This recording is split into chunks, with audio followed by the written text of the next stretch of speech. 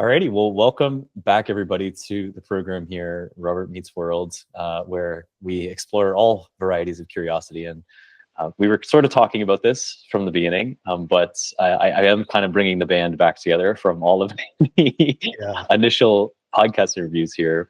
And so, of course, we had to have the conversation with Ian. I feel like I'm going to pronounce your last name wrong, but Timotheos-Pilon? Yeah, you got it. That's good. Perfect. Yeah, and Ian, we had a conversation 8 years ago about essentially what is now this massive, huge trend. I don't remember if you remember it, but the whole agent dichotomy identity. Yeah. We did. We talked about that. Plus, I was a little. Well, I was high at that time when we did the interview, so I was really I was uncomfortable. So I'm like, well, maybe I'll just smoke some weed before, and that'll relax me. And it did the opposite. So I was really, so all of a sudden, I was thinking way out there, like brain interfaces and stuff, right? But then now look, like Musk is full on doing brain implants, and I think at that time I was worried about like if thoughts could be switched, and how do you say that was my thinking? It was really way out there. But a lot of the stuff we did touch about, we were really thinking, I don't know, 5-10 years ahead, and here we are. So it's kind of cool to go back and go, I can't remember verbatim everything we talked about, but it was pretty wild. It was like, the way out there, mind control devices and how crypto can protect your thoughts. It's just madness, but here we are. I think you had a podcast interview in your head after we did the podcast. I don't remember any of that. Sounds interesting, though. There's well, let me introduce you, and then sure. we can just jump in here, because otherwise we're just going to get off. But you are a product designer. You've been in software for 10 plus years at this point. Probably more. Yeah. And you are also recently the author of Cultivating Clarity, the art of discerning what matters using contextual intelligence. I have not finished it yet. I am partway through. And we're going to touch on some things, because it is sort of, it's kind of like a bucket of cold water a little bit sometimes on the intellectual pursuit of entrepreneurship. But how have you been? How have you been since we caught up 8 years ago? Better now that COVID's in the rearview mirror. That was getting pretty scary in Canada. Still is. But other than that, that was a big global macro shift that you can't deny was a big deal. So when you ask how have I been, that's just such a major epic of things could have went a different way, and we could have spiraled even deeper into that madness. But I'm glad the better nature of humanity is shifted in a different direction, and we can't lock ourselves in our houses and be afraid of everything. So we need to find different ways to solve problems. But it did show how vulnerable we are as a culture and a society. But what I did also take away from it was how resilient we are, because I was quite certain that the supply chains would collapse. Now, I'm a bit of a paranoia. I think about these things all the time, but that was the real test. And I was sure that supply chains are going to collapse, and here we go. Armageddon. Get ready. I've been talking about this forever with my wife, and she thinks I'm nuts. But lock and load. Here we go. Grocery stores are lining up. No, but it never happened, and it that's a testament to an interesting resiliency in complex systems that I assumed were hyper fragile, and I'm quick to bitch and complain about government and stuff, but a lot of the stuff still does work.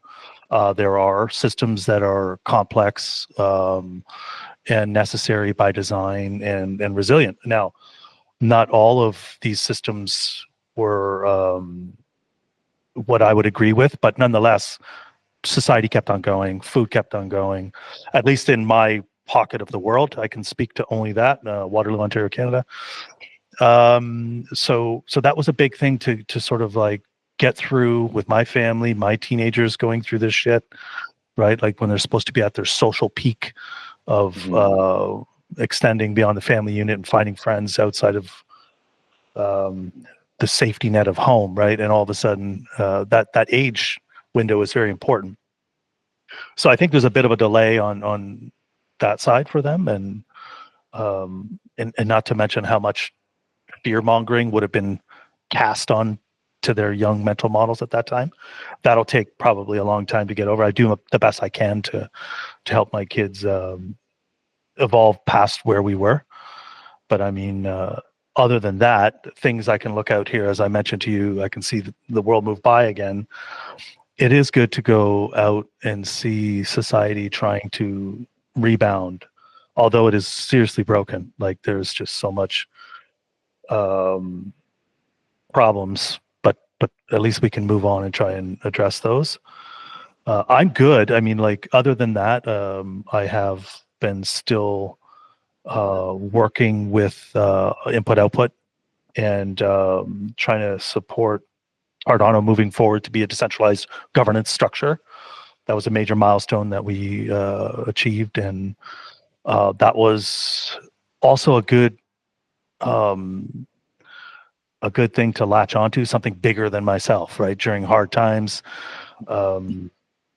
you need something bigger than yourself to sort of pull you into an orbit that keeps you going. So that's been good. That's still going. And then as well, my entrepreneurship journey, I'm always still chipping away, trying to start new things and let things die off that don't really have any traction. But having a lot of fun now with AI. I can't believe how it's here. It really is, and things that I've thought about forever are like literally there. And talking to AIs is incredible. It is. I try to use them in different ways now that I'm like, I wonder, and then point this thing at stuff and talk to it, and it's crazy that it's here. And then I'm like, my kids, I'm like, yeah, you got to use this, and their teachers are like, don't you dare use ChatGPT. I'm like, don't listen to your teachers. Use the tools. Don't stop using your mind. You need critical thinking, but this is like the new invention of electricity here. I don't want my kids missing out on that, and so having a lot of fun. Robert, how about you? What's going on? What's new in your world? How have you been? How have I been? Yeah, I mean, it's been all over, up and down, I guess, like you mentioned. I mean, since COVID, I think there have been some more. I mean, you mentioned this point around the existential, the reality of an existential threat, which at least in North America hasn't been present in ages. I mean, that was the first, global pandemic since, I guess what would have been, not the bubonic plague. There was another one, but I can't remember what it was. So I think that whole aspect of like that fear inducement. And then I think some of the challenges with what you mentioned was the isolation. And then there is this kind of component of our psychology, which is necessarily social, which just creates a lot of interesting, like cascading changes that you wonder, okay, how much residue is left in the world. But as for the AI stuff, I mean, you mentioned, this point around the critical thinking. I do worry about that a little bit, both in myself and for the world. Because I think ages ago I wrote an essay called like On Mechanical Providence, and it was about this idea of like the replacement of, I guess, the deity with technology. And there was this point that I drew from like Dostoevsky's Grand Inquisitor poem, where it was like, we'll sort of throw our free will out to the technology because it's too much for us to bear. So, I mean, I talked to Udara a little bit about this with the isolating aspect of AI, right? Like instead of reaching out to like your family, like, you're sort of just depending on this probabilistic thing. And it comes up with good answers, and it's sort of a reflective thing. But even the nature of like, I don't know, the fact that your mind can be influenced by, thoughts and things around you, like how much of that then is influencing your psychology? And then what are the programs that you're getting inside your mind that you're not aware is like potential bias or any of these things, right? Yeah. I totally see where you're driving towards, and if I play it back to you, it's the fact that when this tool gets used, I think my fear is that if my kids are in a stage where they're trying to still establish critical thinking, and then the tool is inserted too soon, then it blunts that ability for them to develop critical thinking. So there's no question there. But what about people older that have already developed critical thinking skills? Do you think that this then impacts them? If I play that question back to you, or Yeah, it's tricky because somebody said to me ages ago, "You're technically already a cyborg, right? Because you walk around with like one of these things." And I think we talked about that on our last show. We did that. Yeah. Okay, you're right. Yes. Right. Yeah. Totally. And I think there's a dual side of myself where on one side I'm advocating deeply for humanity, and then on the other side there's also the question of like, where are we going, right? And I think what I see in the global context is that the more mechanized, and I think it was probably Boyan-Chul Han, like he wrote The Burnout Society and talked a little bit about this, where I'm going to butcher this point, but he said that in the same way that the machine kind of constantly keeps doing, modern man is sort of moving in that direction. There's no time for the machine to interrupt and introspect. And in the same way, because we're overwhelmed by the social media feeds, the constant consumption, there is no period of interrupt and reflection. And that's necessarily what, I guess, in Han's opinion, makes us unique from the machine. So it's this kind of, I think he put it as like animal laborians or something like that. It was kind of our perspective. So it's difficult because I think there's economic constraints, right? Like I often wondered, like, okay, what happened to the people who decided not to adopt the telephone, right? Like, are they happier? Are they economically better, well off? I don't know. But I think there are those kind of more existential questions. And I think it's leading off of that is like, at what point have we gone too far? And we've sort of lost the human side. And I suppose when I say the human side, I mean those aspects of like, why are people so depressed and anxious today? Is it like, I mean, there's been a lot of changes, but probably the biggest, like, I guess, epicenter of change has been information technology and like global connection. And like, even if you reflect back to Dunbar's number or any of these like psychological aspects or heuristics, like, I often say like we're like babies, but we have the power of like, gods, right? And it takes a bit of humility to be like, maybe I can't handle this, right? So I think from the person who has the critical thought already, I'm concerned a little bit with that phenomenon of like what you don't use, you lose, right? So there's the atrophy, and that happens with language, that happens with our bodies. It certainly can happen with our minds more so. If you look at like the advancement of like, I don't have enough research to be able to substantiate this, but I would imagine that the less that you use your mind, like the more cognitive decline that you'll experience later on in your life. So I don't know. I think it can be a tool, but I think there's some deep like individual as well as like collective existential questions for us to answer. Yeah, totally. Great way to frame that. It's well done. Well, it's. I mean, that's the constant. I mean, every technology is the Promethean fire, right? It's both the promise of savior and destruction of everything. So it's. And to speak like in that sense, like fire is only dangerous when you're getting too close and keeping it there, where from a safe distance it keeps you warm. So maybe that's what we're discovering with AI is it's just happened really fast, and we don't quite know that distance to use the tool yet. But I can't help but using it absolutely everywhere to figure it out, right? And wait till I get burnt to go, whoa. Maybe that's a little too close, because I use it absolutely on everything right now, except for my human connections. So back to your other point about human connections, I can definitely feel that now when I've been, just isolated and not in work environments for so long, that I could sense that when I came back here, I was like, that is just so different. It is visceral. It brings feeling back to me that I think just gets disconnected from being behind screens for way too long. You start to lose that subtle feeling, literally emotional feelings between humans, because you're not there, right? You're in the virtual space. So in many ways, like the screens themselves are, I mean, as like a product designer, right? Like you're familiar with like human computer interaction design. It's an extension of your conscious working through this task, right? Like that's the purpose of the interface. And so in some ways it disconnects us from our body, which then we lose the aspect of the 3-dimensional, and then everything does feel 2-dimensional. And maybe that is also why we don't have that feeling or je ne sais quoi, because we're living in, it's like we're living without color or something. Yeah. Because we're living without the spatial dimension. Yeah. Yeah, totally. Which I really like that you did your last podcast on the couch. Was that in Toronto or was that here? That was in Toronto. Yeah, that was in yeah, Toronto. I was like, man, if I had the time, that'd be cool to go up and do an in-person thing, because then we can hang out, go for a beer or whatever.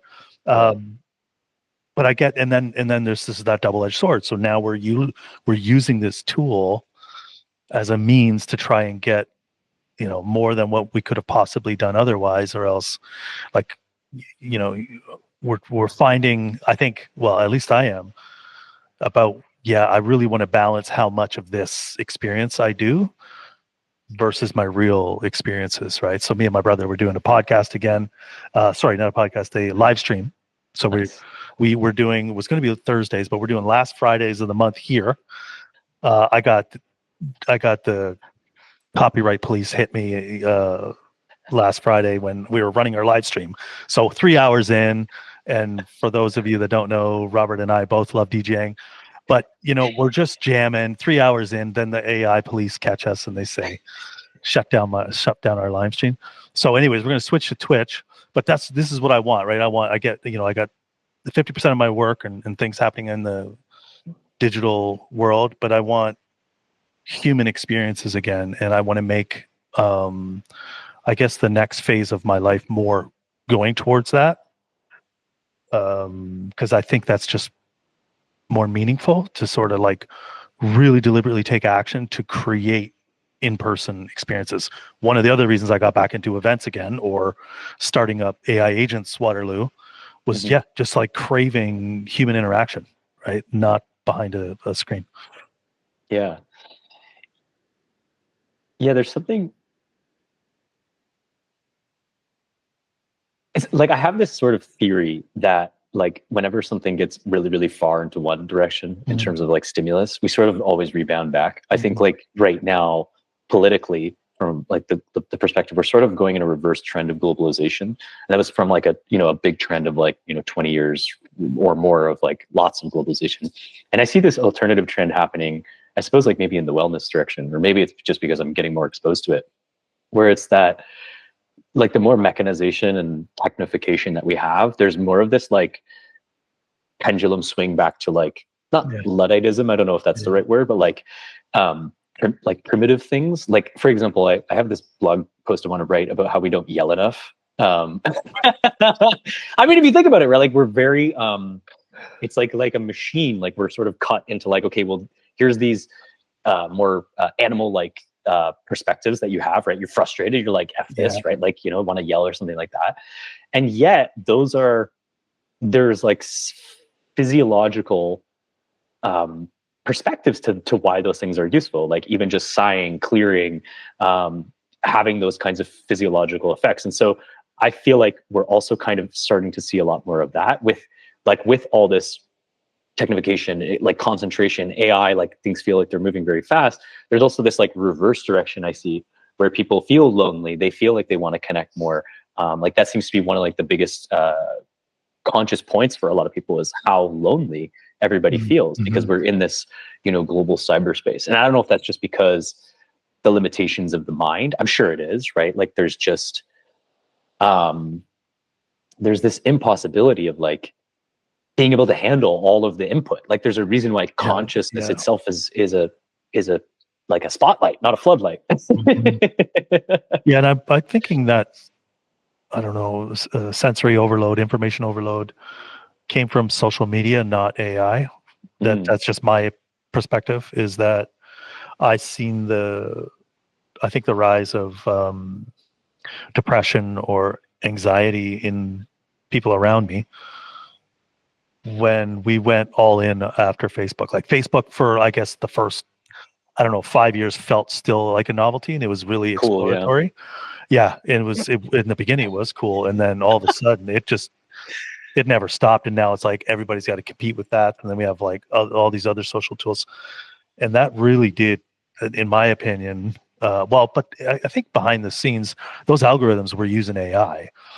But nonetheless, I think that's where I felt like that tilt, where the tipping was happening. It was like we were starting to kid ourselves that those social cues on a screen have deep meaning when they got gamed by people that game stuff for whatever monetary reasons or clout. But to me, it was social before where we are now with LLMs.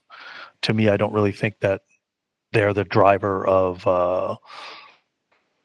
what we're talking about. I think it can get worse if, let's say, people who are alone start using them as a proxy for social interactions. But then I wonder, like, what if they literally have nobody? So obviously, we don't want people to stop interacting with other people. But let's just say somebody is, 55 years old.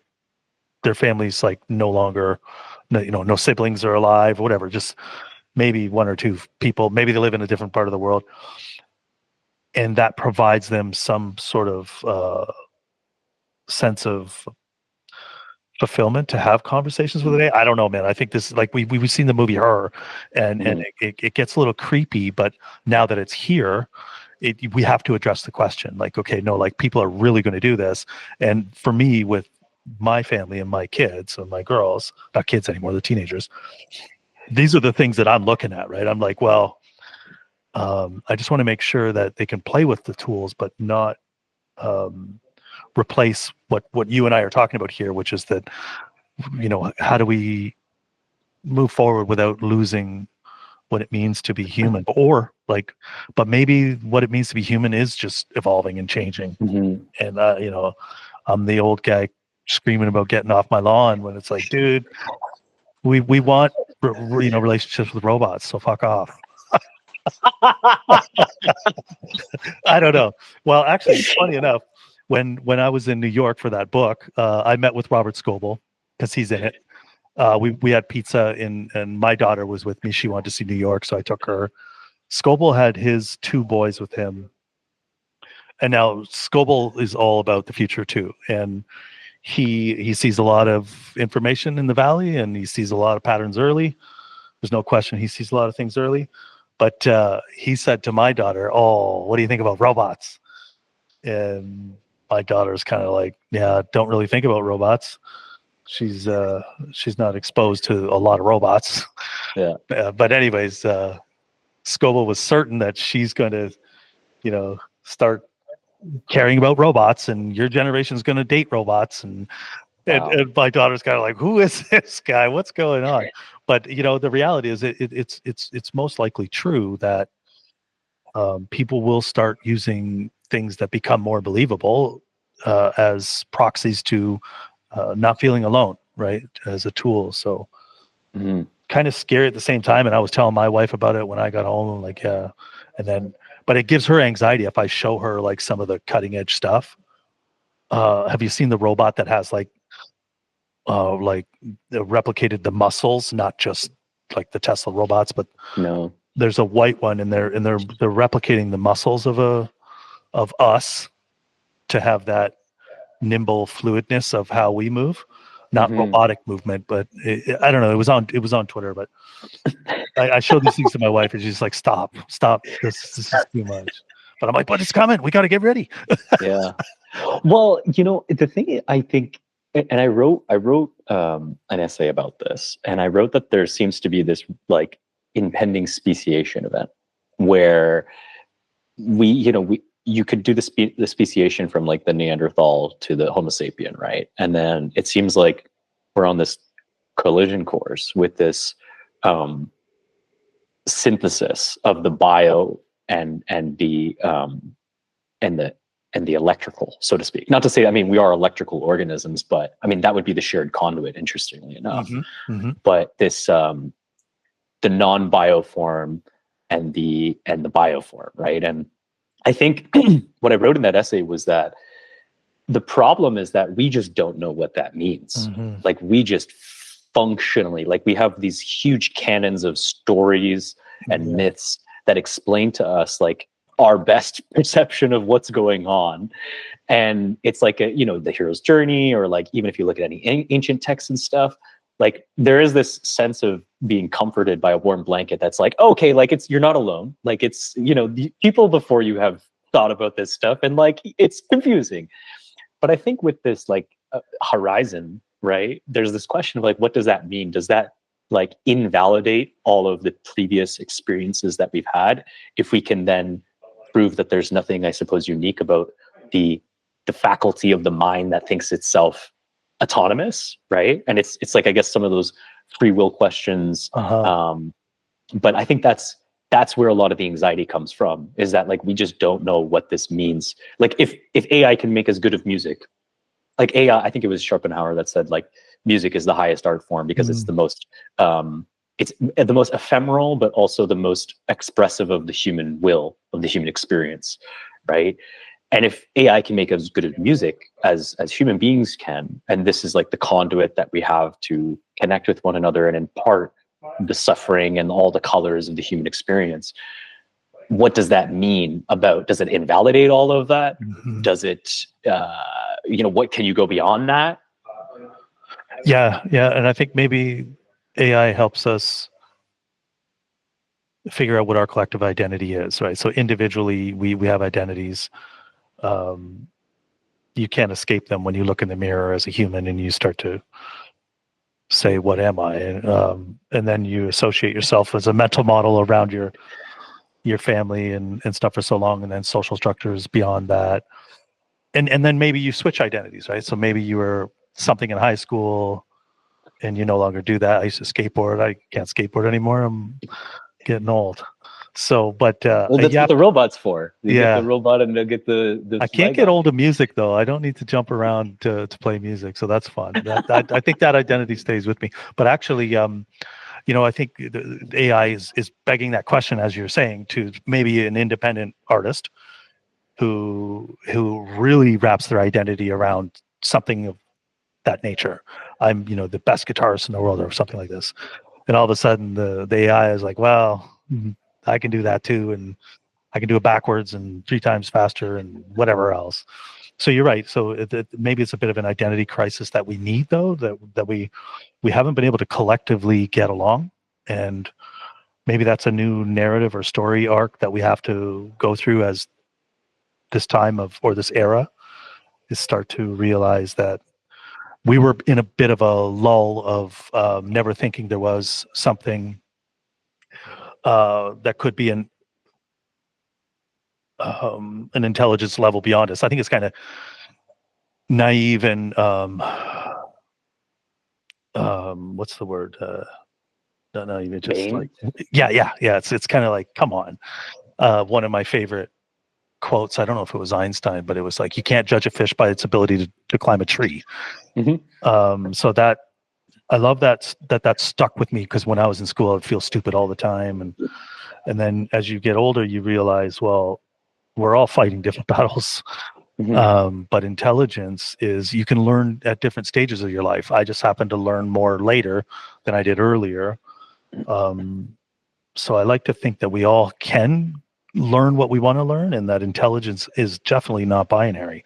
And when then we're brought up in this system where it's like we're scoring people on some rubric that was made for the military industrial complex, and wonder why everybody's sick. But I think, AI is definitely now, like, there's no stopping it. The genie doesn't go back in the bottle.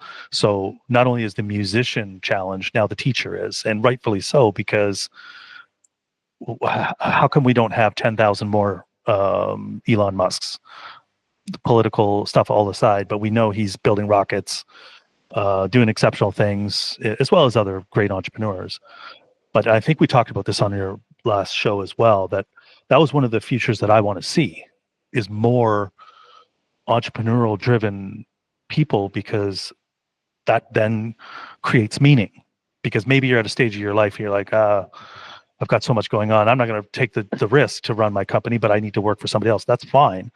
But I hope we get to a point where we have more people that dream bigger and start taking bigger risks. And I think this tool is something that help us be a part of that shift.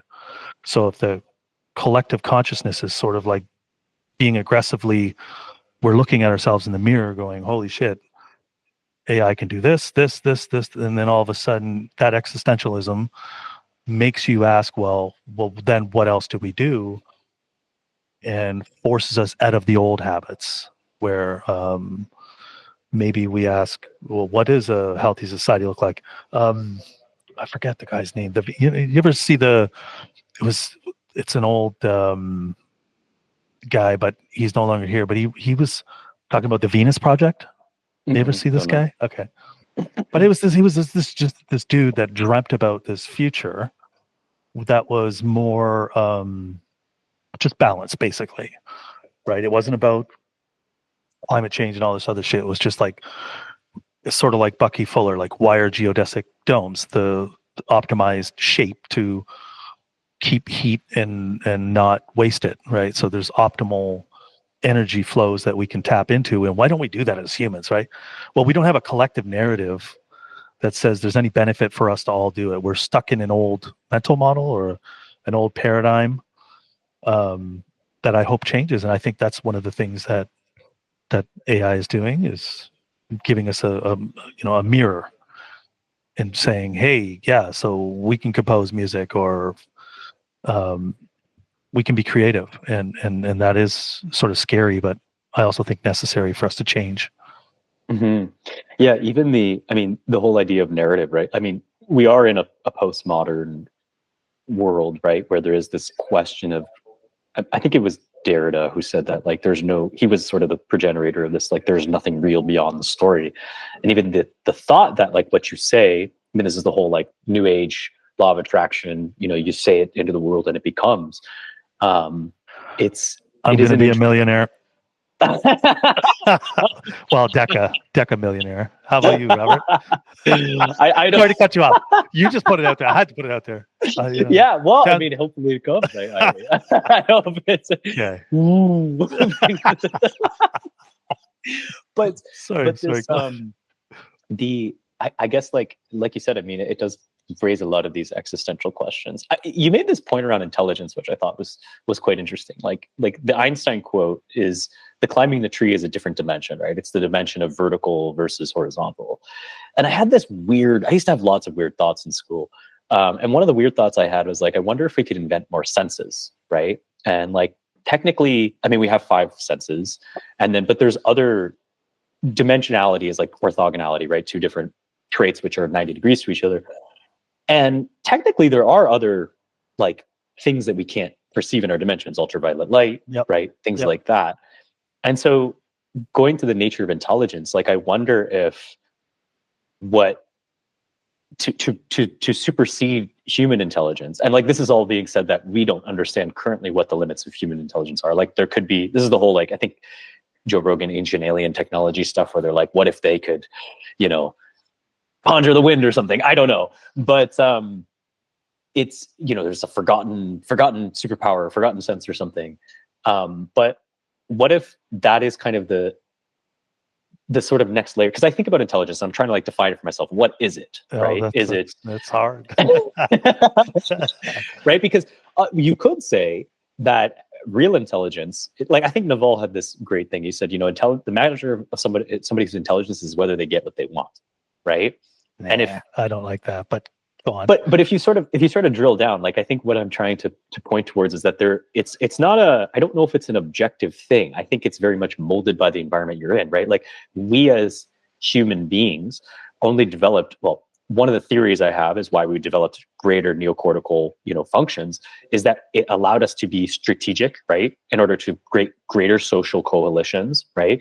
Through vis-a-vis stories, all these other things, and then better tool making, right? And those 2 functional, like, adaptations enabled it to become the dominant species. So really, intelligence is kind of environmentally bound in some sense. So what would be the environmental implications of, like, for AI, right? I mean, it's technically silicon, it's running off of power and stuff like that. Like, maybe you get to a world where, and this is what Solaris 2084 was talking about. I don't know if you remember that project back in the blockchain days. It was an art film. They were trying to be a Disney franchise. Mm-hmm. And it was a curated crowd storytelling. And they were like, what would an AI in 2084 do? And it wasn't trying to replay this same story about, like, it comes over and takes the world over and tries to kill everybody.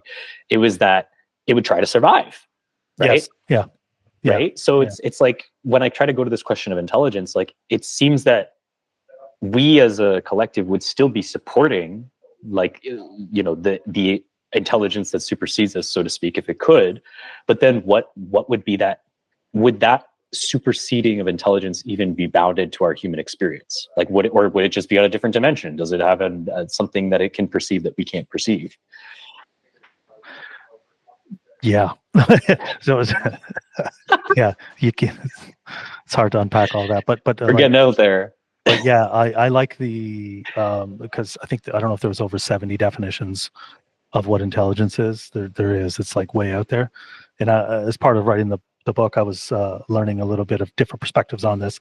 But there's a couple. Well, there's the one that stuck out to me the most is from Alexander Gross. I might be mispronouncing his last name. He has a TED talk or a TEDx talk, one or the other, and it's old. And he says he has the equation for intelligence, and from his perspectives, it's to maximize future freedom of action.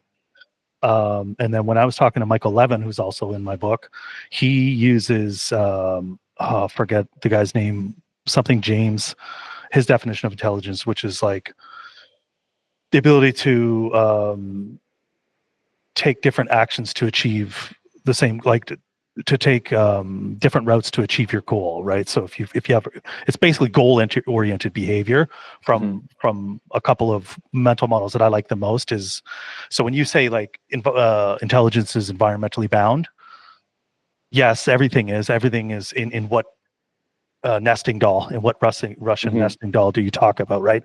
So if we go beyond Earth and space, and you ask yourself, is there intelligence out there? It's a different question than if you were earthbound. But for all organisms, living live organisms on Earth, they have goal-oriented behavior. So I really like that that idea. Just that simple. Everything that has goals, whether you're a single-celled organism or not, you have intelligence. You're moving. You're taking action. Whether that's to eat, and something is in the way, even if you're a single-celled organism, you're whatever, you can wiggle your way around it. You've got goal-directed behavior to achieve a future state. I really like that framing, as well as Gross's idea around maximizing future freedom of action, which is just the same as what Levin said, or the model he likes from this James, that it's really just not, well, Gross says a little bit more about like not getting stuck in a corner, which I agree, but it's still a goal-oriented behavior. So I think, yeah, we collectively don't have a unified definition, right? Because we haven't been able to do that as a species, to say, well, we have all these different perspectives. How can we have a shared one that says this is what intelligence is? We won't. We will fight about it on, and we'll say, oh, well, I can see it this way and I can see it that way. That's fine. But I guess in a general sense, I get where you're going. And I could say that if you were to scope it around environmentally bound, yeah, and then you also mentioned that it was human related. And then yes, humans are goal oriented. And I forget the other part that you were driving at, Robert. Well, like it's the dimensionality perspective. So it's like, I think you mentioned it, like we're environmentally bound. And so I view it as like, well, we still have to keep feeding the intelligence because we have electricity and all that stuff. But I'm trying to understand, like, if there is, we have 5 senses, right? Yeah. So with these 5 senses, we've managed to learn how to build tools, apply all of these different senses in ways that strategically allow us to become more intelligent, become more goal-directed, right? Which I think is a great I like that. I like that. Yeah. Right. Yeah, so because it says, what are we doing with that word? Rather than, because I hear, well, it's just such, it's used everywhere now, but yeah, but what is it? And then that really speaks to it. It's like, dogs have goal-oriented behavior, other things. So, but I get where you're going, which is, okay, well, if that's the essence of goal-oriented behavior,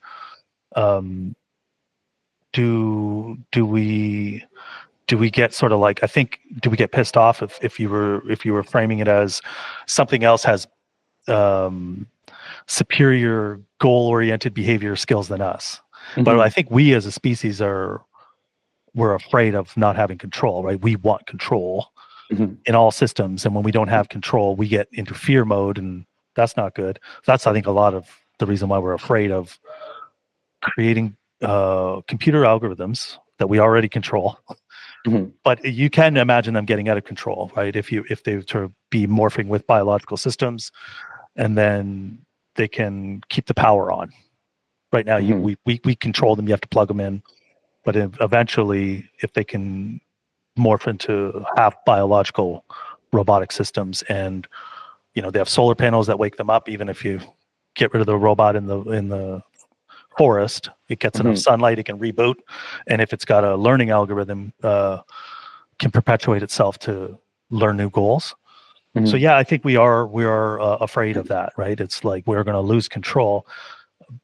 But I also am in belief that we shouldn't be so control oriented. We want to control all other animals, and we I don't think have explored what, like you're saying, what if we had more senses? And I've seen this in the biohacker movement, where they were injecting themselves with like fish, whatever it was, to see in the dark. I don't know, fish cells, I don't know, stem cells. I don't know. Yeah, but they were crazy. magnets. Yeah, right. But you're right. It's like, does that give you more freedom of action?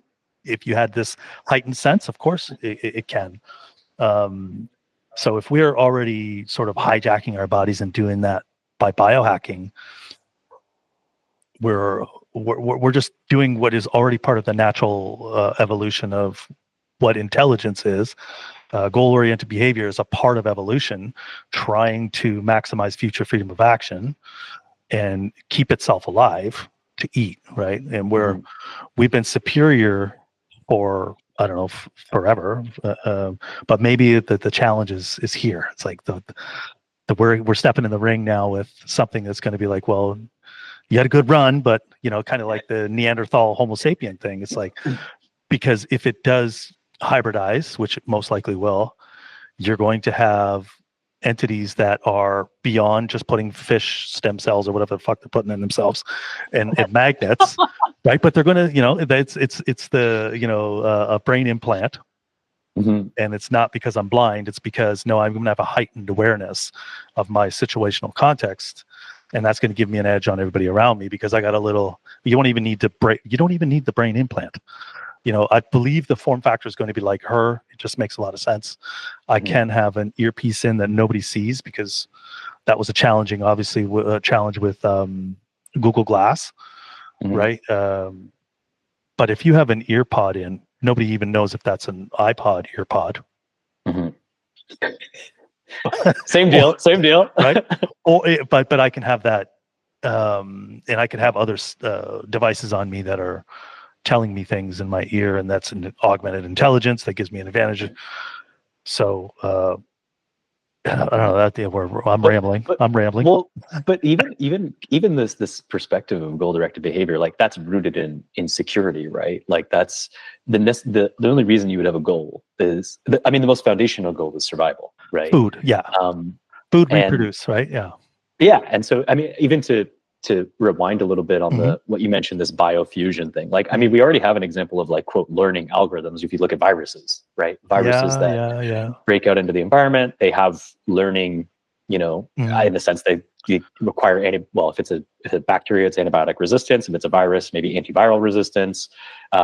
It's not conscious that it's doing that. At least I'm not the mind of God, so I don't know. But in a sense, it does have, that sort of exists already. And when you mentioned about the control thing, it really made me think a lot about Krishnamurti, who is this Indian philosopher who discusses kind of the nature of the mind. And I remember for ages, I listened to way too much. He's corrupted my mind at this point, but he would say that there's sort of this problem of our psychology. The problem of our psychology, you could say, is that we are necessarily asserting an impossibility, which is that I can create security in an environment which is functionally and factually insecure. Yeah. Right. Yeah. And that's the sort of at the center of the psyche. So at least with the intelligence, I would be curious, I guess, what could be its, like, we define the goal, intelligence is this goal-directed behavior, or action moving towards more freedom of action in the future.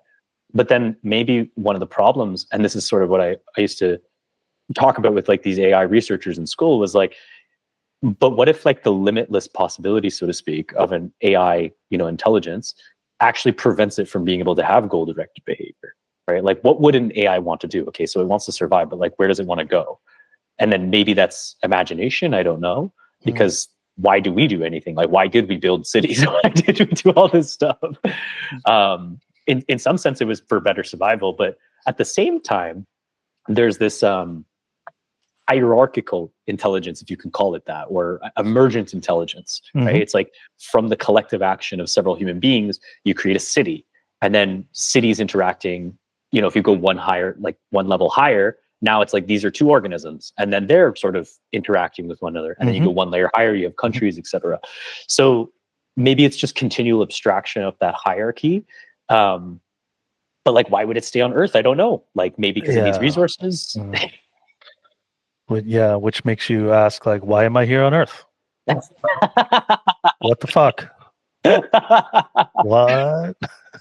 But you did mention, I did want to touch on this. You did mention your book, okay, Cultivating Clarity, because I feel like this conversation is losing gravity. We'll probably leave the Earth at this point. You gotta edit all that shit out.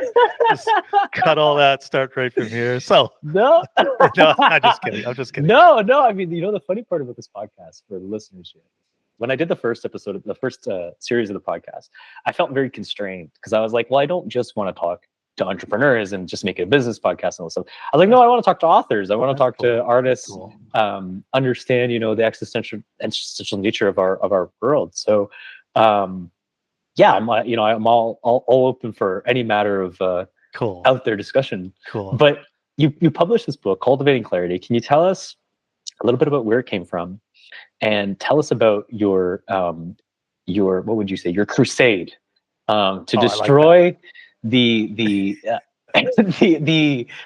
intellectual ambition of things not practical? So this, I guess the motivation behind it was, in my nature, I typically like to do a lot of stuff. I do a lot of stuff, and I go on to the next exciting big thing a lot, and sometimes I don't finish a lot of things. So this was one of the things to give myself such a challenge that I wanted to put myself to a test, which was like, I do enjoy talking to a lot of people, meeting people and everything else, but I needed to start putting my own content into the world and taking action on my own views. I don't do a good job of promoting myself or talking about my ideas. And a lot of this book is not even my ideas. I just did seed a little bit in there, but I was like, I just really like meeting cool people. I get to learn from them and I get to apply it on stuff. So, but nonetheless, I was like, fuck it, AI is out. I'm not a great writer. I'm going to use AI to help me write. I'm really good at meeting people and having conversations just like you are. And that's just comes natural and it's a lot of fun.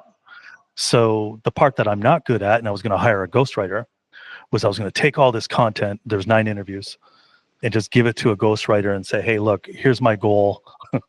You're going to be my proxy to doing something I'm not really good at, which is writing.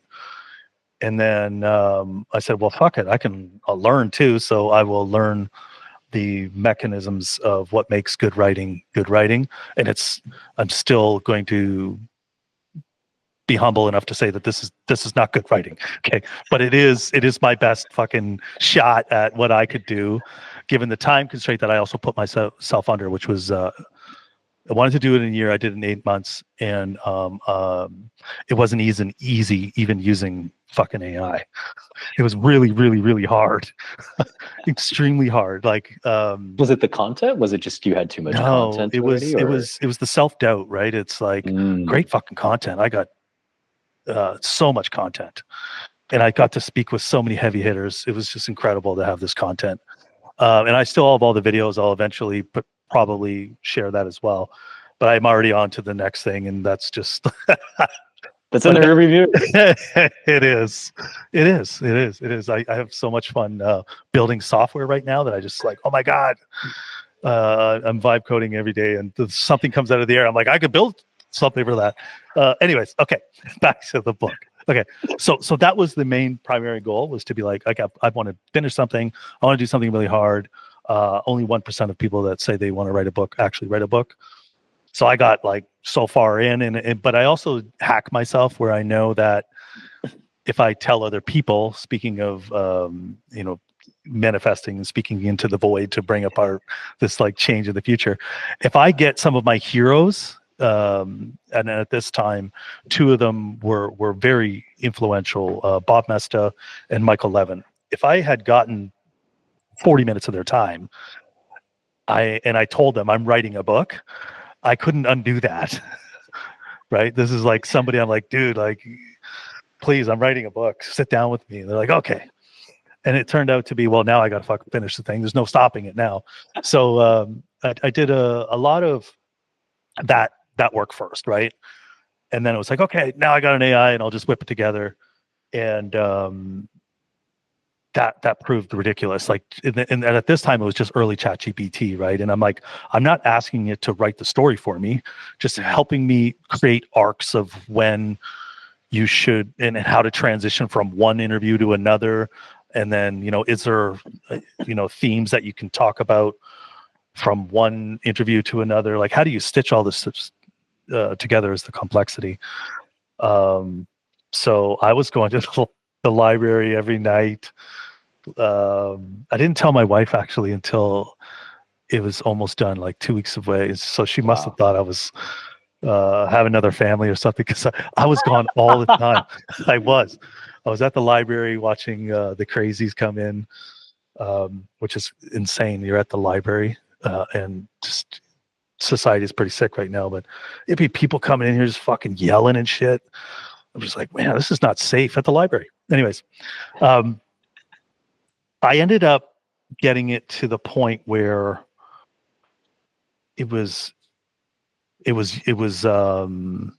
something that I was happy with, right? Because it wasn't, I wanted to, before I started, I'm going to write the best book of my life. It's going to be, such a thing. And then, 6 months into it, I'm like, I'm losing window now. I've got the runways running out. Maybe I'm not going to be able to write the best book of my life, but maybe I can still achieve my primary goal, get the fucking thing done. So I sort of had to pivot from, doing this sort of original idea that I had about being, one of my favorite books is called The Information by James Gleick. I think that's how you pronounce his name. And when I read that book, and it's just so compelling, it pulls you in, such a great story writer. But I'm not that. But anyways, that's what I wanted. That's was like, I want that. And I'll just hack it page by page, but really in brute force, you're not going to do it the first time, right? You're going to have to get some reps under your belt if you want to start learning how to be a writer. I'm not, but what I am good at is structuring content in a way that I hope builds a mental model for other people to sort of latch onto and go, hey, I want to go explore more about that. And one of the other things, regrets, I guess it's fair enough to say it is the title change. It was going to be called contextual intelligence, but it's such an overused word right now, as we have talked about, that I didn't want to use a word that was just, I knew, going to be so overdone this year that eventually you're going to be like, I don't even want to hear that fucking word anymore. Same with agents. But so I was like, you know what? I'm going to give more thought to that. And I like, well, what does it really mean when I was on this journey of trying to figure out what context was? That was another part of the thing. It's like, I have the goal to write a book. My curiosity right now is about what is context. And these are some people that I know that talk about it. Bob Mesta says, like, context is more important than the product. Like, what does that mean? I got to talk to this guy, which is very clever. You don't take your grad student out for hot dogs when they graduate. You take them for a steak dinner. So the environment, and back to your point, the environment that you're in is the context that shapes what how you behave, right? You're going to behave differently in Waterloo than you are in Saudi Arabia,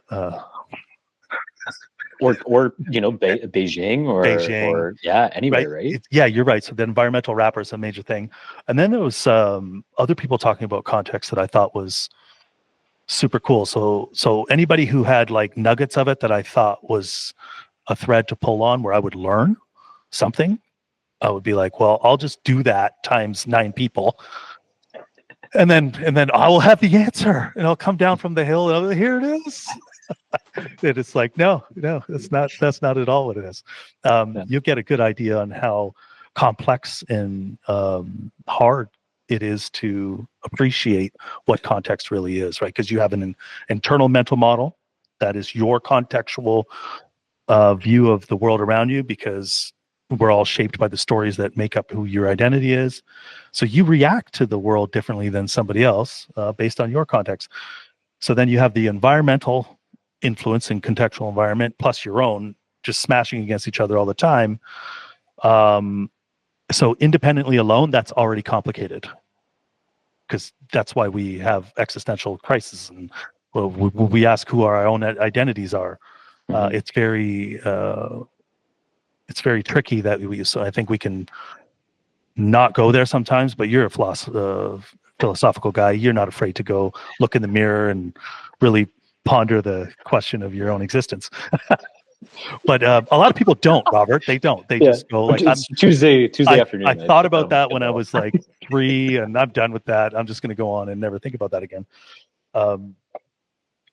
Where the fuck am I going with that? So that's so you were mentioning this context component, and I feel like even like a very let's use a very specific example, which is jobs to be done theory. Right, which says, and it's for the listeners here, jobs to be done theory basically says you don't buy products for any other reason that they do a job for you. So you're hiring the product to do a job for you. And I think it was some research they did on like milkshakes or something. And then they were trying to figure out, why does somebody go buy a milkshake like on their way to work? Like it's not healthy for you or like any of these things. And what they found was that, and you can correct me please if I'm wrong, Ian, but like a lot of people would buy the milkshakes for entertainment just on the way to the work because it was like something that kept them occupied. You've got it right. But I'll just say that Clay Christensen has that story. And then Bob Mesta was a good friend of Clay Christensen.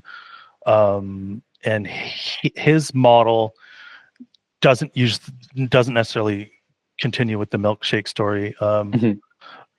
It's still relevant to where some of its origins, and there are 2 other, there's another one, I forget the other guy named Tony, his definition of jobs to be done. But nonetheless, Bob Mesta was in my book. And what I liked about his not using the milkshake story was just that we're all struggling to make progress towards an outcome or a goal.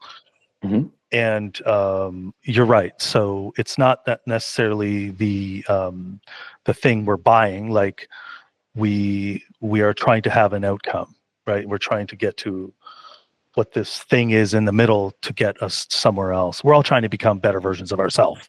That's what we're trying to do. And there's all kinds of micro interactions, in the middle of that. So I like Bob Mesta's thinking around this on why switching costs matter. Because although we will hire things to get jobs done, or to try and get towards the outcome of the version we're trying to be in the future, there's always push and pull forces against that. And he does a really great job of saying, like, just because like I use Gmail, and I've tried so many free versions to get away from it, and I can't, because Google's hooks are so deep. Fuckers. They do it so well. Yeah. So, but like, there's probably so many things that we desire. You just can't get them all at once. So the push and pull forces against you switching have a cost. So if you're trying to build products and services, it's not just easy to go, hey, what are you trying to get done? Oh, here's the tool that'll help you get done. Well, there's emotional baggage around why we choose the choices we do. Social, there's a lot of stuff around our choices. So I love the theory, and I use it. I use it all the time. but it's a simplified way of describing complex human desire, and it's really hard to switch these patterns. So there has to be a really, really compelling reason where you can create a product or service that satisfies someone's future version of who they're trying to become. But once you do know that, then you can stop kidding yourself and stop making shit nobody fucking is ever going to use. That's a great start. Mhm. I've made so much shit, right? So much fucking garbage stuff. You're like, oh, this is so fucking cool. Yeah, it's cool in your head, Mhm. but put it out in the world and you realize nobody gives a fuck. Mhm. Everybody else has top 3 competing things going on in their life right now, right? I got and those are all different struggles. So you can really only compete with those top 3 things, and you should have a 10x product or service for some reason that's going to either fulfill something that's not currently being met, or taking out what is some proxy for the thing they're doing. Like I think Bob Messy uses like the mattress story. If you watch his YouTube videos, he talks about nobody would ever think that NyQuil is a competitor to a mattress company.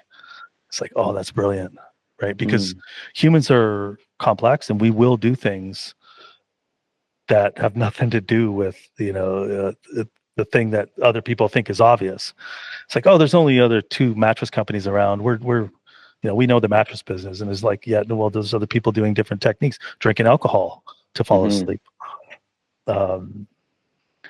So yeah, that's a little bit about the Jobs theory. But I guess that ties into what you said with the context then, right? Because you have these 2 parallel context. You have these 2 parallel nexi of context, right? You have your own individual context running parallel to the world context, right? And there's a lot of stories or programming that mediate the bridging between those things, right? So it's like you mentioned those top 3 priorities, which I kind of like. So it's like, say you're a business owner or entrepreneur, like priority number 1 is probably like drive more revenue, right? So within that single context, you map to the global context, which is what are you trying to do?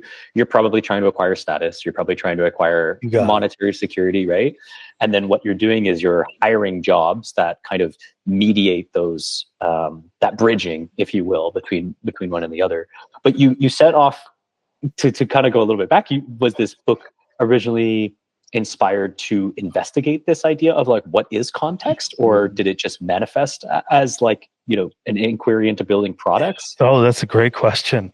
You're going deeper. You know what you're doing.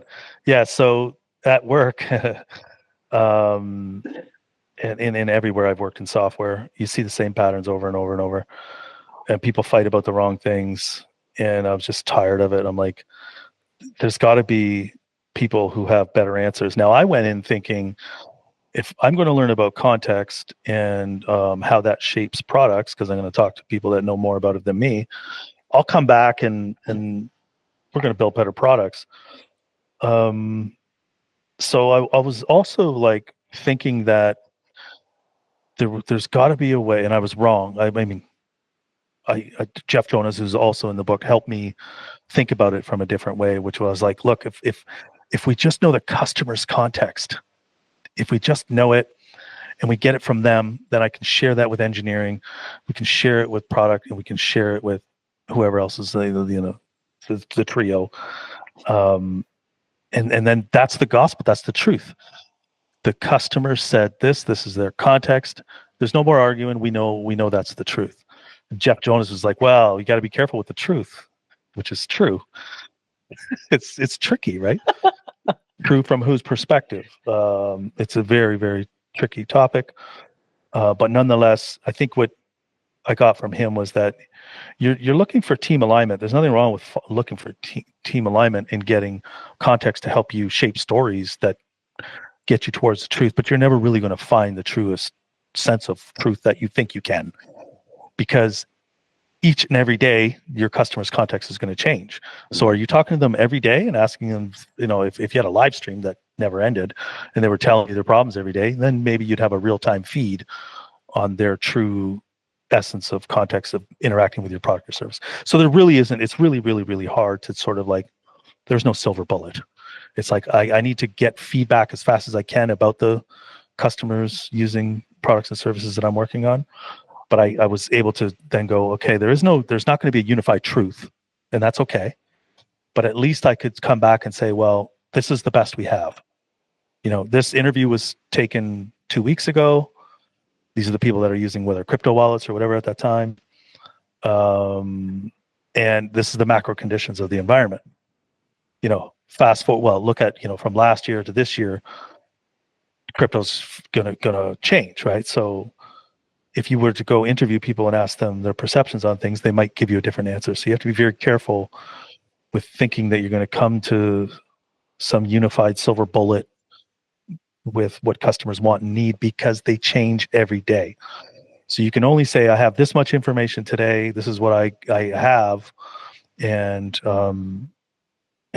that's the best we're going to get in order to make this product decision or service decision. So I was happy with that. That was one of the other alternative reasons for the book, was like, I'm going to go get to the bottom of how I'm going to work with very smart people. There's people way smarter than me that I work with. And I'm like, I can't come back to them with like old fucking ideas. Right? Like, I read a lot of books. You read a lot of books. I've read so many fucking books. And I'm like, okay, well, now I got to talk to the people writing the fucking books. So I go back to these meetings and say, look, I talked to Bob Mesta, and I learned that, X, Y, and Z, and same with Jeff Jonas. Mm-hmm. So that was another alternative motive, was like, I wanted to write the book to also be more confident at work, right? Mm. So I could say I talked to the horse, or got this from the horse's mouth. Right? Because you can go in some meetings, and go, I read a book. Yeah. It's like, yeah, okay, dude. We all read books. But when you come into a meeting and say, no, like, I just talked to the author of that book, and I had this really insightful conversation, and I learned this and this and this. It's different. People listen to you in different ways. Mm-hmm. So that was another thing. Also, just to meet them, right? That was my other thing, is if I meet them, I also want to figure out who I want to work with in the future in different scenarios beyond crypto. Like, I'm in crypto, been in crypto for fucking way too long. But I think it's finally about to shift. It's finally going to move to the background because we got AI now, right? So people are going to stop talking about it, which is perfect. Just let it slide in the background like MasterCard and Visa. And then that narrative no longer becomes this thing where it's a speculative mental model that everybody has. Mm-hmm. And then it can really start to thrive and do some of the magic that it can do, which is human governance systems. That's the reason I really got excited about it when Vitalik had his first website out, was to build your own government. And I think we're going to come to a time where we don't need the whole thing to be on chain, but I definitely want to know where all the fucking money's going that Canada seems to be losing. We know that trend. We know that trend is happening in the U.S. So it won't be long, and Canada is going to be under the microscope too, and it should be, because back to me telling you, I look out the window and society's not getting better. That's why I pay my taxes. I pay my taxes so that society gets a little bit better, and it's not. So I pay the most tax in the world. What the fuck is happening with the money? Where's it going? Well, That's total sideburn. Technically, you're paying taxes to maintain, though, too, right? Like, it's not. Yeah, kind of like true, right. It's like there's like technical. This is the thing with programmers when you're building.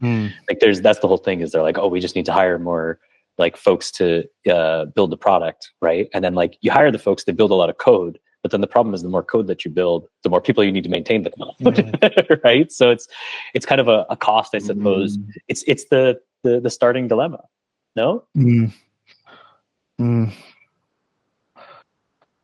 But maybe with AIs, you lower your maintenance costs if you can just. I mean, we had to have humans really maintain it, like who understand this complexity, and now you just talk to AIs. I mean, you still need maintenance, but maybe that gets easier. I think one of the problems, though, that I have with this fantasy around like AIs, replacing all this stuff, or AIs writing code and stuff, is that like there's still this problem of like attestation, right? And then like, did you actually did it verifiably do the thing you thought it would do? Who told it to do that? And then moreover, like the supply chain vulnerability, which is for listeners listening to this, like in computer science, there's this idea of like a supply chain attack where like you can go to a website and maybe somebody like took over the website or something because there was a vulnerability like in the way that the coders coded something. But sometimes, at least now, and as software development has gotten more and more complex, like you're using all these kind of like tools that other people have built, right? And sometimes somebody three spaces removed from you can have a problem, or they can be vulnerable and have their project taken over that you're using in your application. And then you didn't know, you did all the coding and security, it all comes down. And it all comes down, right? So, and I think probably the closest analog to this could be like what we saw a little bit with like DeepSeek and like kind of like the bias associated with different the training sides of it. But that's the other side of it too, is like what were the prompt, like what was the training data that went into this thing? Exactly. It's a mirror, right? Because you're like, if the transformer is emulating neural networks, we're mirroring ourselves. So we're designing bias right into the system. So it's coming back out biased, just like humans are. That's what learning is. So is it a feature or a bug? To me, it is by design.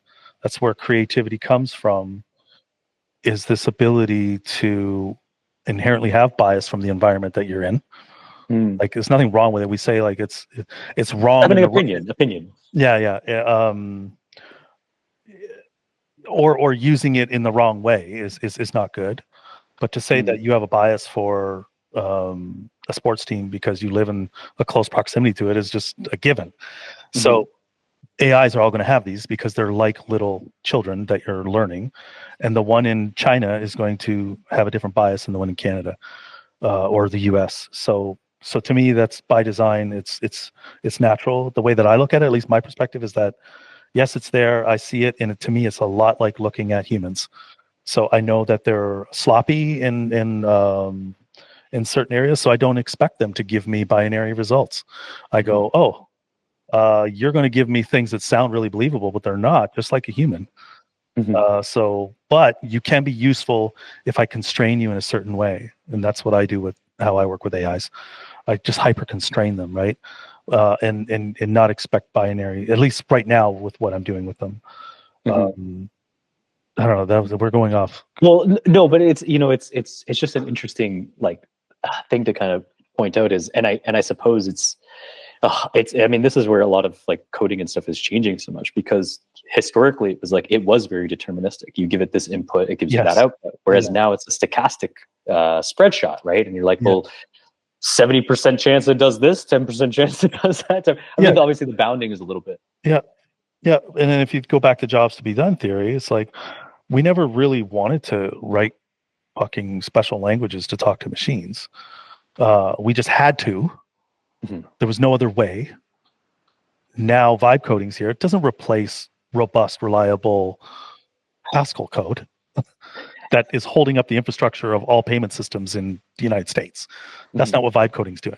It's just a new way now that somebody's like, hey, I'm going to start building my own apps, and that's great. No, I would never trust my money behind a system that was vibe coded yet. But this is where we're going. We're now going into a time where maybe we start to learn what we can do with these things, and we're still at that very infancy and learning stage to realize, well, let's not use it there yet, but over here is no problem. Because and one of the ways I used it for this book, right, was like, I just need you to give me some help where I don't want to pay fucking $30,000 for a ghostwriter. So, I'll give it some context, which was there was a writer from Chicago, had great YouTube videos, and he was teaching academics how to write, because they would usually start with describing the thing. And in storytelling, you don't want to write like an academic. You want to write with pain and twist the pain of the reader, tension. So that the tension, or you pull them in. So I had to learn all these things, but that's what I'm giving the AI context. I'm like, hey, I'm not, I'm trying to do this. What can I say here to help get this chapter going? And really using it as an augmentation, not a complete tool. Like it was like it's a helper. At least that's how I've been using it. Yeah, I think the most I don't know, this is the intriguing part, because I asked myself lots of these questions when all this AI stuff was coming, where it's like, does the fact it was written by AI dilute it, right? Dilute it in some sense. But then if I go back to the jobs to be done theory, which is more of a, I mean, you could say it's matter of fact, very devoid of any romantic sentiment, right? In some sense, then it's like, not really. Like, you don't really care if it was written by somebody who wrote it on Fiverr, or if it was written by the person who said it, right? Exactly. The reader's intent. Do I want to be entertained and engaged and pulled in like a James Gleick novel about information theory? That's far different than, hey, I'm going to give you a framework to understand what contextual intelligence is and how to apply it to product and service design. Because it was really broad when I started. As I mentioned, I wanted to talk just about contextual intelligence, and it wasn't going to be related to product, but I had to hone it and frame it around something, because I'm like, I'm not a gifted author, but I am really good at saying, here are patterns that can be usable. So I'll take everything I'm learning and then put it into a multi-step sort of thinking framework for people to sort of grasp how important it is that when you're thinking about service and product design, you give more attention to the context around what a customer or even internal customers are doing. Because once you learn this pattern, you realize it's everywhere in life. It's like we're always giving and taking and doing little sales with each other, right? Unspoken, but we do it all the time. And we're giving and giving and giving and receiving. So if you understand the context of the recipient that's potentially needing something from you in a work environment, I treat it all, everything's jobs to be done to me. When I talk to executive or my other colleague, I can't help it. I go hyper in, what are you struggling with right now? How do you think I can help you? And they're like, okay. And they cut through the noise, and then they're like, I need this. And then sometimes they think they know everything. And then you can help them by going, okay, is that so that you can get here and get there?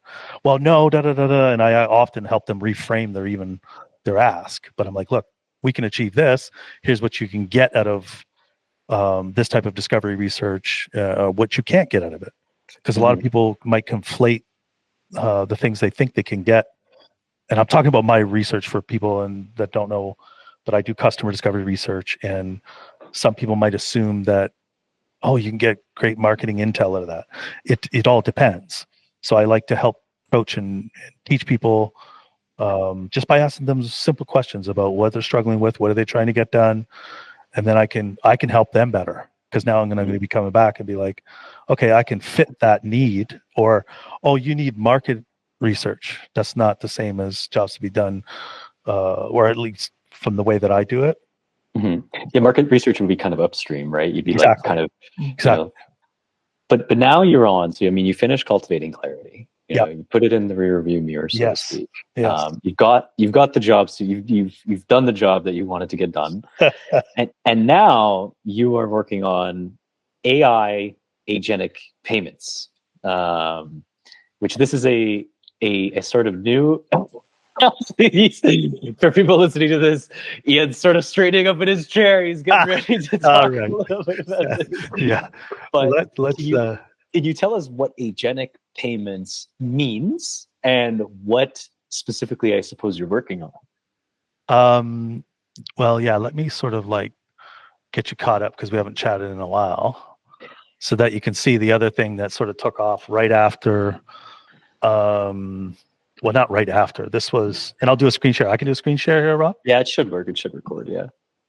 So before Christmas, everybody gets a little bit into a lull. I don't. I like to ramp up when I go against the stream. It's just what I do. So when everybody's chilling out, I like to ramp up. And I seen this coming after I had used AI for a while. I realized through writing this book, I was calling them contextual committees in this book. They're different language to describe the same fucking things, but it's basically using Cursor to start building my own applications now was cool.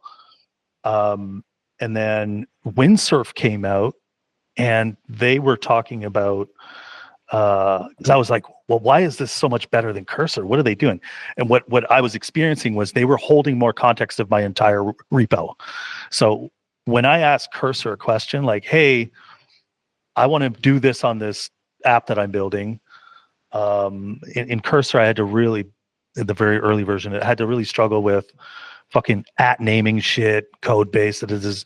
But in Windsurf, when I tried it, it was just like, it just knew it. I didn't have to remember any special code words. It just worked. And all of a sudden it was way better. And I was like, what is happening here? Well, and then if you follow Windsurf and you look at their Twitter feed, they were just very early on context, right? They were like, the power of it is there. The more context you can give around something, the better and faster your results can be. So that led to me really wanting to dig deeper on agentic systems, and it started to gain that language before Christmas, a little bit before that,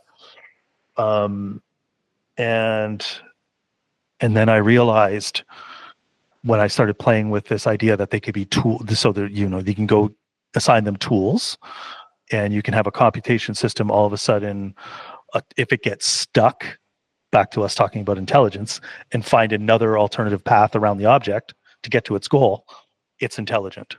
So we're moving away from ChatGPT and talking to this thing, going hitting it like a fucking monkey, the okay, to, oh my God, this shit can actually get around a problem if it runs into it. What interesting things can you do with that? Mm-hmm. So giving it autonomy in some case. Yes, semi-autonomous. Semi-autonomous, yeah. Yeah, a lot of people say autonomous, which it isn't in true sense, but in a micro scale, you could say yes, it's making a autonomous decision here. But if I'm in control of the macro system, I'm still in control. So, anyways, that's a different thread. What would you name that? What would you name that? Is there a word for that phenomenon where at least it has a sense that it can fall back and try something else instead of just being like making stuff up and hallucinating? What would you give the word that? What would you name that?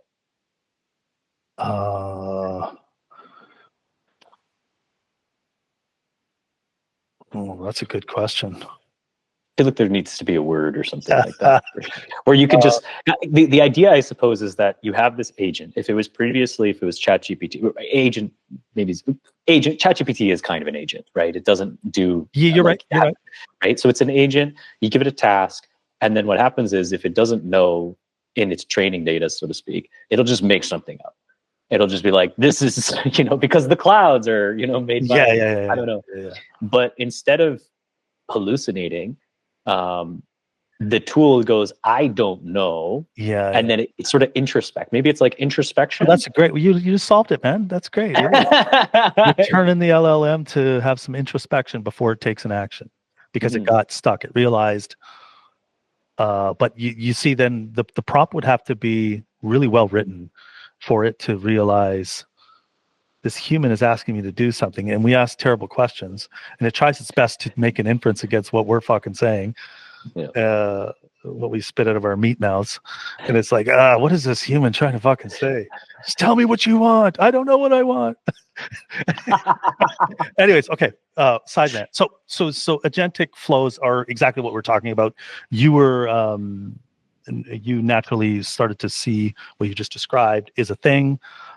And now I think about it as constraining a system. So yes, when I build tools or I'm building internal stuff right now with IO, I want to know where this thing's going to hallucinate, where it won't. And then agents were this thing that I realized, holy shit, people were starting to build chat agents on Twitter that were having conversations with people. So there was the one where was given $50 million or whatever and go placed a Bitcoin bet or whatever it was. I was like, holy shit, this is getting really interesting. So if these things can now take a human input, whether that's in a social media channel, and all of a sudden they're like, yeah, just give me a Bitcoin address wallet and I can actually go perform some action against it, like buy tokens, is like, wow, that is a new interaction paradigm. I'm now able to converse with a machine, as long as the both parties, they're goal oriented. So that recipient end of the person that built the agent, they can program the logic, the prompt engineering logic into the agent to say what it will and will not do. I will not engage in people this way and this way and this way, but at some point it has some ability to make semi-autonomous decisions. And I got excited about it because I believe it's an interoperability layer, a new one that's invisible and starts to connect systems that were never going to be connected, because everybody wants to hoard all the data, but you might have them agents that are able to negotiate the transactions of data behind the scenes. You never see it. And they're like, I will give up some data if they give me this, and then you let them hash it out. But you can imagine one agent going out into the world to try and get a deal done, and the recipient agent is like, no, I'm not flexible. So okay, fuck off. I'm going to go talk to somebody else's agent. Okay, and just keep going down the line until it negotiates with the right person who's a little more flexible on price, right? So if you go to payments, it's like, no, I keep saying no until somebody gives me 5% less. And maybe it's for a pair of Nike shoes, right? So it's like going across the internet, and it's going to every type of store that sells Nike shoes. I could have picked a different analogy, but I just grabbed what was the top of my head. But then it's like, now maybe a store on the other receiving end is like, hey, this is going to be a new interaction paradigm. People are going to send their agents out looking, shopping on the internet for them. And I want to be a part of that early type of emergence because I want more business. Mm-hmm. So we also have an agent outside of our shop or storefront, and it's just talking to other agents, and it's telling them what we will and won't do. Right now, we're not doing 5%. Sales are great. We don't have to give any discounts. Go down the street. They could use the money. We're doing great. Or they're like, yeah, no, whoever's agent comes up, tell them we will negotiate better than the last agent. So all of a sudden you have this very interesting interaction layer that I think of as, I'm calling it an interstitial layer. Other people have called it ambient intelligence. Funny enough, I did a conference called that fucking in 2015. But that was more along the lines of what Philips was doing around smart offices or smart buildings is what the thing was called back then when they were using ambient intelligence. They coined the term. But to me, it's too ambiguous. Where an interstitial layer speaks to the space between something. And if we think about the software stack, I'm like, there's a new fucking layer happening here. And I can all of a sudden have an AI either negotiate with my fiat or with my crypto, right? Because it's just now all this semi-autonomy, or you're familiar with smart contracts. It's basically like smart contracts, but it doesn't have to be on chain. It's a smart contract, or I don't even like that term, never did like it. But it's giving a program or software some semi-autonomy when it runs into something, and it needs to have its own decision tree to go around something. And you're like, I can't program it all in, so I'll give it some flexibility to work with what it needs to do if it knows what the job the goal is. The goal is do not buy anything unless you get 5% off, and then come back to me if you can't achieve the goal. Let me know. And off it goes. So, and then back to this, Robert. So what happened was, I'm like, holy shit, this is what I felt like in 2017 when I co-founded ETH Waterloo with Liam Horn. And I was like, this is going to be big. So I was like, I'm going to run a fucking event. And I had to go fast because it was like December, and I was like, oh my God, this is over Christmas. This is going to be really weird, but I'm doing it anyways. So I started rounding up partners that would be interested, right? So Story, FXN, Alliances, Masumi, Builders Club, Midnight. And so these are the people that were like, I'm like, hey, I've got this crazy idea. I believe agent-to-agent payments are going to be a very big thing. And I want to run a hackathon to see who are the earliest pioneers that are working on this. And if I made it global, I would find people from around the world who would come out to hack. Long story short, I don't want to belabor this, but that was the motivation behind running this, was to be like, I want to go see who's doing it right now. I think it's going to be bigger than NFTs. So I was just like, I got to get involved. it just helps me understand. It helps me understand how I fit into that future. Because if it's a new interstitial layer, me as a product person, interaction designer, UX practitioner, all of a sudden it's like, what are those new things that I have to learn how to build for other people in order to keep my family fed, right? So boom, I got a bunch of partners. I was like, let's go, and just made that happen. So that was sort of local here with 10 people, and then the global people from around the world joined in. Not like ETH Waterloo wasn't meant to be the biggest thing in the world, but it was meant to be a who did it first, because I like just being at that bleeding edge. And I was like, no, I don't even know if people are doing this, but I knew FXN was playing into this, and so was this guy named Bushi. I still don't know his real identity, but he is well, that should work. He was at the very bleeding edge of building cool shit for this. And so was FXN, and Story's doing cool shit too. Not to take away from them, but I'm just saying that I seen it from this guy Bushi first, and then FXN were the only people on Twitter that were like, "Hey, we've got an agent transacting with another agent," and I was like, "Hey, I'm doing an event about that. You could get involved." So that's sort of what snowballed there. Was like, I just wanted to be early and fast so that I could meet the people that were exploring that boundary. Who is going to where the future is going to be, and that's what happened. So I also had to change it. It was fucking supposed to be 10 hours, and people are like, "You're crazy, man. Nobody even knows what this shit is. What are you doing?" So I extended it to 24 hours. And sure enough, though, but I was of the belief that if you put people under pressure, which it says on the side here, brilliance is forged by constraints. I think that's where creativity comes from, right? You're put against an impossible challenge, and the brightest people love that, and they do crazy shit. So that was one of the things, but I switched it to 24 hours under the advice of some very smart people, and there was some cool shit that got built. So although that they weren't straight up like the scenario I described where there's merchants and everything doing e-commerce interactions, there was still some really cool shit. So this is like open source projects that get some traction.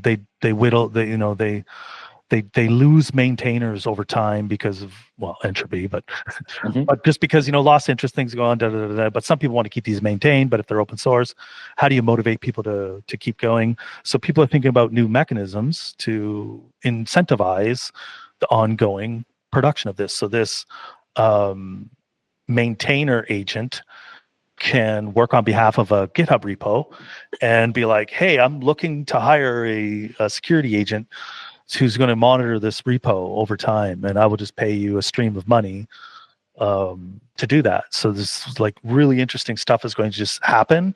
That's going to be invisible, and we won't even see it. A bunch of other cool things that went on here, but that was just my scratching the itch of doing a conference again, an event again. It wasn't really going to be more than that, but it obviously these things start turning into things. So I wanted it to have a local root story. We're probably way over. Yeah, I'll wrap it up, Robert. Okay, it's all good. I wanted the story to have a root cultural grounding, as I learned from when I was writing the book. And stories need culture. They have origins, and if they don't, they don't turn into actual stories. So what I liked about this event was roots in Waterloo, but I know we have smart people here, but there's smart people all around the world. So I'm like, we're going to be a local and global thing at the same time, and we have the technology to do it. So I love the fact that the humans that were here, also back to talking about that, I got to interact with them and hang out with them. And I vibe coded and built an app while they were hacking to put an Indian food order in across the street at the restaurant. It was fucking awesome. I was like, man, this shit is crazy. Because I'm like filling out an Excel spreadsheet, And then I'm going around to the 10 hackers. And I'm like, what do you want? Are you allergic to food? Da, da, da, da. Yeah. By the time I got done, I was going to go over to the restaurant and then take the order. So I was, fuck it. I just built it. I got into a tool and built a one-off app. And then, so this idea about just disposable software is here too. And I had some of their content. So then I went and sent them all the link, and I'm like, just select your name. And it had their preferences about what they wanted. Like one was vegan, and so on and so forth. So they had a very customized app. They were just like bang, bang, bang, ordered their food. They all emailed me. I went across the road and got all the food just from a disposable app that was built in like 20 minutes. So a lot of fun. I want to be more into that. Like, I don't want to keep being the one that runs the events. I actually want to be building really cool shit, because I realized that's where I had the most fun during when I was here. I was like building that little app that had utility, and it was fun. It was like, it was such a hackathon-y thing, right? It was like, hey, this isn't going to be used ever again, but why not, right? It takes 15 minutes. Fuck it. What can you? And then I ended up learning some shit, right? I ended up building it. I'm like, oh, and you start learning some stuff. So that, I was like, okay, am I going to do follow-up events and follow-up events? I am going to do one is locked in. I was going to do a bunch of micro ones, but I have to see where this other product that I'm building goes. If this one is funded, then I'm going to have to put a lot of attention towards it. And I might not do my local, I was going to do like meetups every month. I just might not have the capacity right now. So it'll be like, still want to do my event halfway through the year, which is hopefully with Michael Levin. He gave the thumbs up, where I want to do a symposium about some of the things we talked about. Where are we going with biology and machines? And Michael Levin talks about this in great detail. And I think we should have a discussion about ethics and morality, because they are not universal. So we're going to reach a point where you're going to start to have questions that are kind of tricky. And if we don't start having conversations about that now, it'll be too late by the time they come. And we should start really thinking about because this is happening really fast, right? So it's like people are hacking, biohacking, and that acceleration is going to continue. So we should talk about what that means. And how we want to handle it, even if it's in like, this is how we're going to deal with this in the US or Canada or whatever. Like, you should at least start thinking about frameworks around this. So I want to have a symposium around that deep conversation that discusses the fact that morality and ethics are contextual. We may never have a unified morality as humans. So the faster we come to terms with that, I mean, this is not new. We've been fighting about this with religion and wars forever, but this can get really, really weird with robotics escalating, and in the emergence of synthetic biology with artificial intelligence, or humans forming with machines. So I want to do an event mid-year. Levin's up for that conversation. He doesn't want to come here because he's a busy guy, so I might go to Boston. I don't know. We'll see. If not, he'll have to dial in here, but I'd rather just go to Boston in person. But I don't know. We'll see. That's in the works. And then I will know more about my product that I'm building in 2 weeks, whether or not that's going to be the focus for the rest of the year. If not, then I'll do more micro events. And I actually want to do another one where it is vibe coding, but it's like, there's a girl I follow in Silicon Valley who did a really cool one, which was like just music and coding, but cool ambient lighting and just very chill. So I want to do that live music. And then for people that just want to be around that, they can hack and build, but just to be low key and not really too serious, right? Like, just like, hey, whoever wants to hang out and create a vibe, like another inhuman connection thing, is nobody else is doing it. So that's something else I have an interest in. The vibe coders will get together with the vibe marketers, and everybody will vibe out. Nice. You got to get down here when we do it, man. Yeah, it's my thing with hackathons is that I find I always get too serious. Well, I want to I don't want it to be a hackathon, Robert. I want it to be a like not such a competition, but just like Yeah.